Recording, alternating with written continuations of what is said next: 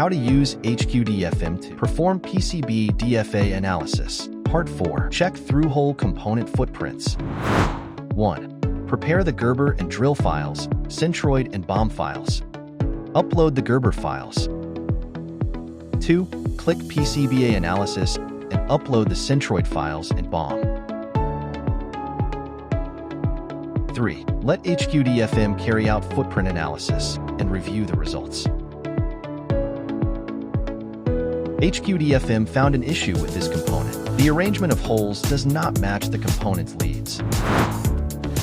Verify the error by referring to the component's datasheet. Modify the plated through-hole design according to the manufacturer's datasheet and rerun the DFA analysis. The error is resolved after updating the file.